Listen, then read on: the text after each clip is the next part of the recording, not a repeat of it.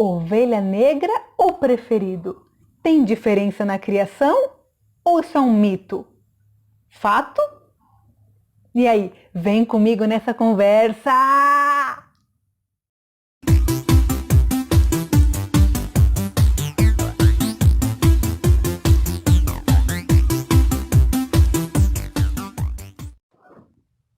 Bem, vamos falar então sobre essa questão de criação e de filho preferido. Há pedido que chegou aqui para nós, que fala assim: e aí, Dá, não sei se você falou isso no seu canal, mas acho que um tema legal seria falar sobre a diferença na criação de cada filho, porque sempre ouvimos aquela velha história: ah, minha mãe protegia mais meu irmão, ah, meu pai gosta mais daquele filho, enfim. Bom, sobre a criação. Não tem como você dar a mesma criação para os seus filhos iguais, né?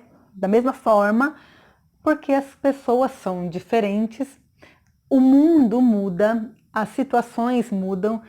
Por exemplo, você está numa situação financeira hoje que você não tem possibilidade de dar aquilo que você gostaria para os seus filhos com dificuldade, aí de repente você vai trabalhando, vai se aperfeiçoando, vai sendo promovido, começa a ganhar mais, você consegue dar mais possibilidades, né? Um filho não pôde estudar numa escola que você queria, mas o outro pôde, então aí já tem diferença, já mudou muita coisa aí, né? Então não tem como por algumas questões sociais e algumas questões também de personalidade da criança, de aceitar melhor, né, o que a gente fala ou não, o outro filho ser mais resistente, você ter de falar de uma forma com você vai conseguir atingir o seu objetivo, conquistá-lo, e do outro, se você agir daquela forma, não vai ser a mesma coisa, não vai ser do mesmo jeito. Então não tem como ser a mesma criação para os filhos por esses fatores, né? A questão da preferência, né? Você preferir aí um filho a outro. Nesse estudo, como eu falei para vocês, a maioria era dos filhos primogênitos, só que isso não é uma regra, tá, gente? Mesmo porque alguns fatores aí eles elencaram, né? A questão do gênero, se é feminino ou masculino, que a mãe se identifica mais com o menino e o pai se identifica mais com a menina, né? Surgiu esse levantamento também lá. A questão infelizmente, mas está colocado lá e que é uma coisa real, é que se o filho é mais bonito, mais engraçado, né, tem essa possibilidade. E a outra questão é se ele é o primeiro filho ou o último. Lá foi constatado que se tiver 3 filhos, forem 3 meninas, a do meio vai ter mais difícil ainda nessa questão de não ter chance de ser preferida por conta dessas 2 pontas aí, né? O primeiro filho nasce, aqui em casa, por exemplo, a gente teve a primeira, depois de 3 anos que fomos ter o segundo. Então, por 3 anos, essa criança teve só o pai e a mãe para ela, só os avós, porque era, né, a única neta. Então, isso foi crescendo com ela. De repente, chegou alguém para disputar o lugar, a atenção, né? E uma coisa que a gente conversa bastante aqui em casa é que não se compara um filho a outro, não tem comparação, né? Por vários fatores, porque não se compara ninguém com ninguém e porque também não tem a mínima possibilidade de equiparação. Por exemplo, você tem 3 anos a mais que seu irmão, né? Você teve a gente 3 anos só para você. Então, em outras situações aí, mais.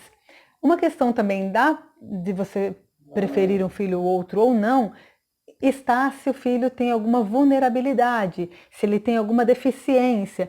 Então, se ele foi prematuro, você tende não é regra, mais uma vez, você tende a proteger mais aquele filho, amparar mais, né? Isso são coisas que acontecem sim na nossa realidade, na nossa vivência, tudo. Agora, nós precisamos tomar alguns cuidados. Por exemplo, se você dá mais atenção para um filho, elogia mais, e ele é o preferido declaradamente, né?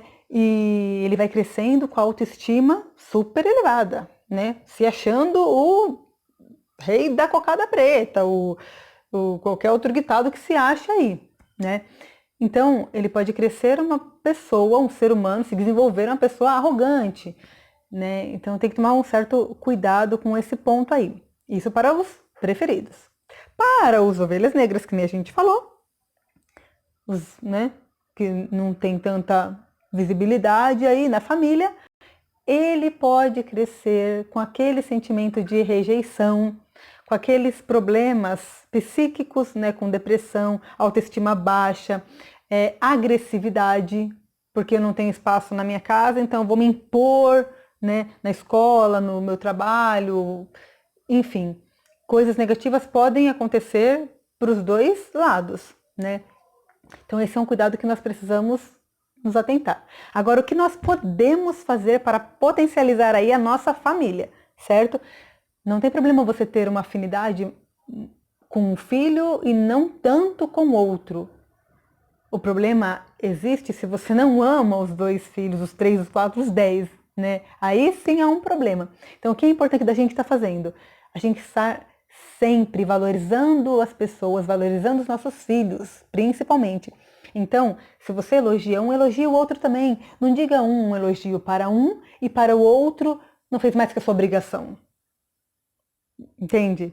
Pensa como, né? Se coloca no lugar do outro. Vamos nos colocar no lugar dos nossos filhos também. Se eu escutasse isso do meu chefe, do meu esposo, até do meu filho, como eu me sentiria, né? Então é importante valorizar cada ação que eles têm individualmente. Não coloca tudo na mesma panela. Olha, fulano, como você é inteligente, parabéns porque você conquistou isso. Nossa, que legal que você fez isso. Para o outro, e não precisa ser assim, porque eu elogiei um agora, eu tenho que elogiar o outro. Não precisa ser dessa forma, né? Eles precisam sentir que eles são amados. Essa preferência tem que ficar de lado. Essa questão tem que ficar de lado.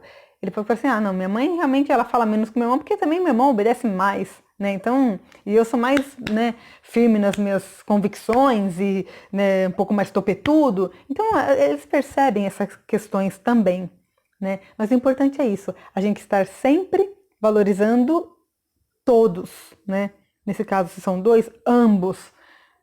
Levantar um e levantar o outro, ajudar um e ajudar o outro, ter momento especial com um, separado do outro, e momento especial com o outro. Assim como é importante a gente sair com o nosso marido para namorar, para conversar, né, frequentemente, porque os filhos chegam e a gente acaba, né, não é tudo uma coisa só, e não é uma coisa só, a gente pode falar sobre isso em outro vídeo. Assim também a gente pode sair com hoje é o dia das meninas, a gente faz isso aqui em casa. É uma sugestão, não é que certo ou errado, não está querendo dar pitaco na sua casa, cada um sabe do que pode fazer.